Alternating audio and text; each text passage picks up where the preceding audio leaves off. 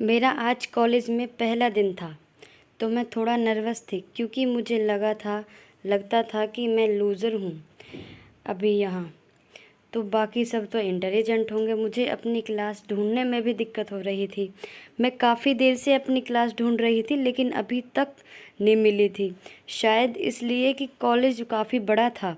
यह दिल्ली का जाना माना कॉलेज था। इसकी रेटिंग बहुत अच्छी थी। तो पापा ने अपनी जानकारी से बड़ी मुश्किल से मेरा एडमिशन कराया था। मैं रूम ढूंढ ही रही थी कि मेरे सामने से जो लड़की आ रही थी वो मुझे देखे जा रही थी। मुझे थोड़ा सा असहज लगा। फिर वो मेरे करीब आई और बोली कि हेलो, व्हाट्स योर नेम। मैंने कहा करिश्मा। एंड आपका नाम? उसने कहा मेरा नाम दामिनी है। उसने अपना नाम दामिनी बताया। फिर वो बोली क्या हुआ, तुम कुछ खोई खोई सी लग रही हो। तो मैं बोली कि नहीं, ऐसी तो कोई ख़ास बात नहीं है, बस मैं अपनी क्लास ढूंढ रही हूँ, मुझे मिल ही नहीं रही है। पता नहीं क्यों नहीं मिल रही, किस बिल्डिंग में है। तो मैं वही ढूंढने में लग रही है, बहुत देर हो गई है।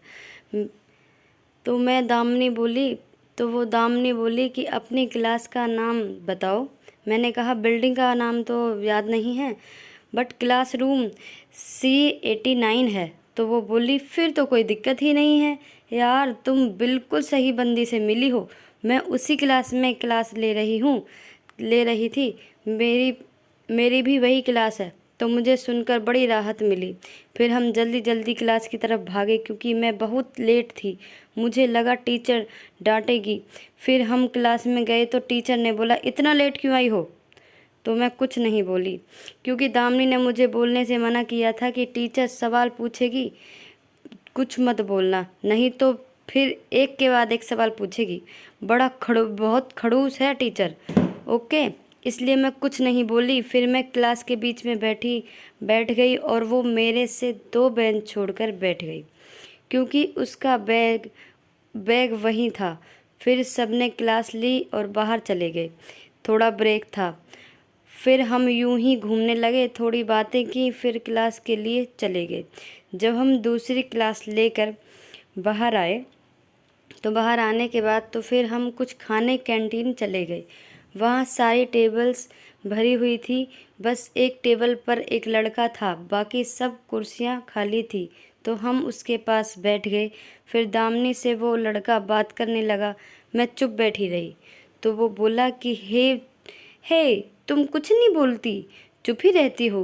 तो मैं बोली कि नहीं, बस कोई टॉपिक नहीं था तो इसीलिए चुप थी। मैं वो बोला ओके। फिर वो दोनों बात करने लगे और बात करते करते वो मुझे ही देखे जा रहा था। कभी कभी मैं भी उसको देख लिया करती थी क्योंकि वो बहुत स्मार्ट भी था। मुझे भी उसका देखना कहीं ना कहीं अच्छा लग रहा था क्योंकि उसकी बातें करने का तरीका, उसके हंसने का तरीका बहुत मासूम सा लग रहा था। फिर हमारा खाना आ गया तो हम खाना खाने लगे और खाना खाकर और वो फिर भी मुझे बार बार देखे जा रहा था। फिर हमारा खाना ख़त्म हो गया तो हम चलने को हुए। फिर दामिनी ने बिल पे कर दिया। हम दोनों उठे तो वो भी उठ गया और साथ ही चलने लगा। दामिनी और मैं साथ बराबर में चल रहे थे और वो मेरे पीछे चल रहा था। उसने मेरे हाथ से अपना हाथ छुआया और मेरे हाथ में एक कागज़ थमा दिया। मैंने उसे जैसे ही फेंकना चाहा, उसने हाथ रोक लिया। फिर हम तीनों अलग हो गए। फिर मैं उस कागज़ को देखने लगी तो उसमें कुछ लिखा था। उसमें लिखा था कि अभी मुझे इस पते पर मिलो, तुम्हें बहुत ज़रूरी कुछ बताना है। अगर मिल सकती हो तो तुम्हें बहुत बड़ा नुकसान हो सकता है अगर तुम नहीं मिली तो। अभी कॉलेज के बाद मिलो, अगर भरोसा नहीं किया तो बहुत पछताओगी। और दामिनी को बताने की गलती मत करना, रिक्वेस्ट है तुमसे। आ जाना। मैंने जब यह पढ़ा तो मेरी कुछ समझ में नहीं आया। सच में मुझे कुछ समझ में नहीं आ रहा था कि क्या करूं, मिलूं या नहीं मिलूं। मैंने सोचा चलो जो होगा देखा जाएगा, मिलकर पता तो चले कि आखिर बात क्या है। लगभग 5 बजे मेरी लास्ट क्लास ख़त्म हो गई तो मैंने पक्का मन बना लिया उससे मिलने का। हिम्मत करके, डर लग रहा था कि अनजान है, पता नहीं क्या कर बैठे, ऊपर से लड़का वैसे है। लेकिन मैंने हिम्मत की और 6 बजे से पहले मैं उस पते पर पहुंच गई तो वहां वो लड़का पहले से मेरा वेट कर रहा था। फिर उसने मुझे अपने पास बुलाया। उसके पास जाते जाते मैंने इधर उधर देखा तो पता चला कि वो ओयो है। उसने मुझे ओयो होटल के पास बुलाया था। मेरी तो सांसें ऊपर की ऊपर और नीचे की नीचे रह गई। अब मेरे दिमाग में उल्टे सीधे ख्याल चलने लगे। ऐसी सिचुएशन में सबसे पहले दिमाग ही दौड़ता है, बाकी सब थम जाता है। ऐसा ही कुछ मेरे साथ हो रहा था। फिर मैं हिम्मत करके जैसे तैसे उसके पास चली गई। चलती जा रही थी, भागी नहीं वहाँ से, क्योंकि मुझे 1% कहीं न कहीं लग रहा था कि शायद मैं गलत भी हो सकती हूँ। फिर जब मैं उसके पास पहुँची तो उसने एकदम ही मेरा हाथ पकड़कर मुझे अपनी गाड़ी में खींच लिया। अब तो मुझे यकीन हो गया कि ये गलत ही है, तो मैंने उसे मारना शुरू कर दिया और अपने आप को उससे छुड़ाने लगी और चिल्लाने लगी। जब मैं चिल्लाने के लिए मुँह खोला तो उसने एकदम मेरे मुँह पे उसके कस के हाथ लगा लिया और मेरी आवाज़ बंद करने लगा। फिर मुझसे बोला बोला चुप, पागल हो क्या? मैं वैसा कुछ नहीं करने वाला जैसा सोच रही हो। बिल्कुल चुप और शांत होकर प्लीज़ 2 मिनट के लिए बैठ जाओ। तुम्हें कुछ दिखाना है प्लीज़। तो मेरी कुछ समझ में नहीं आया कि इसके दिमाग में चल क्या रहा है। फिर उसने मुझे एकदम बोला कि सामने देखो, सामने ओयो की तरफ जल्दी। मैंने बिना देरी किए फटाफट देखा तो मेरी आंखों को बिल्कुल भी उस पर यकीन नहीं हुआ। जो मैंने देखा काफ़ी बड़ी हो चुकी थी और एक पल में ही गुस्से से लाल भी हो चुकी थी, क्योंकि मैंने देखा ही कुछ ऐसा था। जो लड़की मुझे कुछ देर पहले कॉलेज में मिली थी और मेरी दोस्त भी बन गई थी, उसको मैंने मेरे पापा के साथ देखा, वो भी ओयो होटल के अंदर जाते हुए। तो मुझसे रहा नहीं गया और मैं बिना देरी करे गाड़ी से निकली। उसने मुझे रोका, बट मैंने कहा नहीं, आज मुझे पूरी सच्चाई देखने दो अपने पापा की। मैं मेरी मम्मी को भी तो दिखाना चाहती हूँ ना अपने पापा की असलियत। उन्हें भी तो पता चले जिससे वो इतना प्यार करती हैं, उसके लिए व्रत रखती हैं, उसका इतना ख्याल रखती हैं। आखिर वो है कैसा?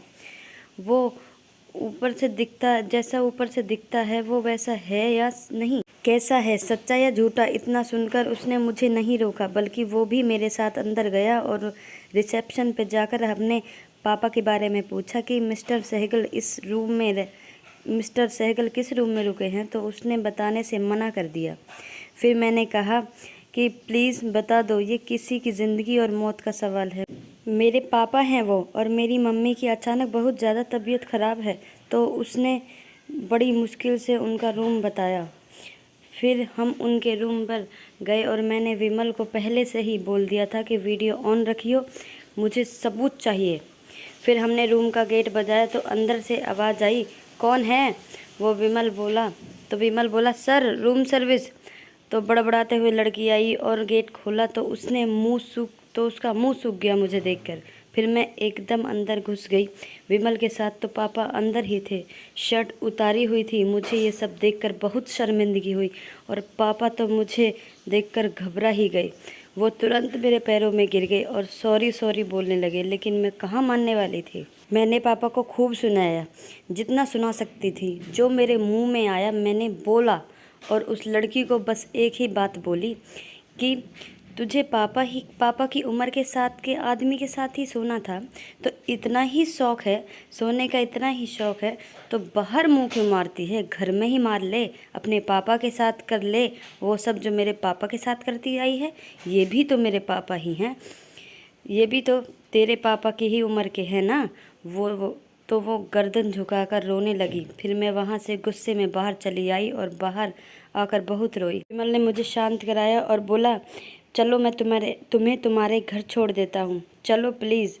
फिर मैं उसकी गाड़ी में बैठ गई और वही सब सोचने लगी। दिमाग से इतनी जल्दी थोड़ी निकल जाता है वो सब।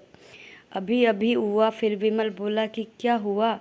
तो मैंने कहा कि कुछ नहीं, सोचा नहीं था कि कॉलेज के पहले ही दिन इतना बड़ा सरप्राइज़ मिलेगा जो मेरी मम्मी की लाइफ ख़राब कर देगा। वो बोला, कभी कभी हमारे साथ ऐसा कुछ हो जाता है जिसके बारे में हम कभी सपने में भी नहीं सोचना पसंद करते। उसकी बात ख़त्म होते ही मैंने उससे सॉरी बोला कि मैंने उसे गलत समझा। फिर साथ ही पूछा कि तुमको ये सब कैसे पता चला कि ये मेरे पापा हैं और उसके साथ मेरे पापा का ये सब चल रहा है। तो उसने बोला कि मैं अक्सर ओयो के सामने से ही जाता हूँ। घर तो जाते जाते नज़र तो किसी न किसी के ऊपर पड़ ही जाती है। एक दिन मेरी नज़र दामिनी के ऊपर पड़ी। सोचा कि आई होगी अपने किसी बॉयफ्रेंड के साथ, तो अचानक ही मैंने वहाँ एक आदमी को देखा, उसके साथ हंसते हंसते और बात करते। फिर मैंने उनको थोड़ी देर तक देखा तो वो दोनों अंदर चले गए। मुझे ये सब बहुत घटिया लगा क्योंकि तभी मैं वहाँ बैठा था और आप लोगों का वेट कर रहा था। इसीलिए मैं तुम्हें बार बार देख रहा था क्योंकि मैं पर्ची देने की कोशिश में था। ओह, और मैंने तुम्हें कितना ज़्यादा गलत समझ लिया। सॉरी अगेन विमल।